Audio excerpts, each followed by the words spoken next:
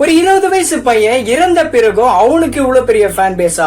X டென்டாக்ஷன். அவர் சின்னதுல இருந்தே வந்து பாத்தீங்கன்னா மியூசிக்ல ஆர்வமா இருந்திருக்காரு. ஆனா அவர் பண்ண கிரைம்னால அவரை சிறுவர் சீர்திருத்த பள்ளியில வந்து சேர்க்கறாங்க.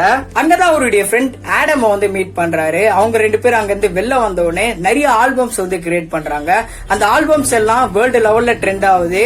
அதை பார்த்த நிறைய யங்ஸ்டர்ஸ் இவருக்கு வந்து ஃபேன் ஆகுறாங்க. அதுவும் இல்லாம நிறைய டிப்ரெஷன்ல இருந்த யங்ஸ்டர்ஸ் எல்லாருமே இவருடைய பாட்டை கேட்டு அதுல இருந்து வெளில வந்திருக்காங்க. எல்லாமே நல்லா போயிட்டு இருந்திருக்கு. ஜூன் 18, 2018 அவரு பைக் வாங்கலாம்னு சொல்லிட்டு கார்லயே போயிருக்காரு. அப்போ அவரு அந்த ஸ்டோர் வெளில கார்ல உட்காந்து இருந்திருக்காரு. அப்போ ஒரு கேங் வராங்க. அவரை சுட்டுட்டு அவர்கிட்ட இருந்த காசை அடிச்சுட்டு போயிடுறாங்க. இதை கேட்ட அவருடைய ஃபேன்ஸ் எல்லாருமே மனம் உடைஞ்சு போயிடுறாங்க. அந்த ஃபேன்ஸ்ல நானும் ஒருத்தன். இப்ப மட்டும் இருந்திருந்தா வேர்ல்டுலயே ஒரு டாப் சிங்கரா இருந்திருப்பாரு. எனக்கு அவருடைய சாங்ஸ் வந்து மூட்லைட், சேட், சேஞ்சஸ் இந்த 3 சாங்கும் பிடிக்கும்.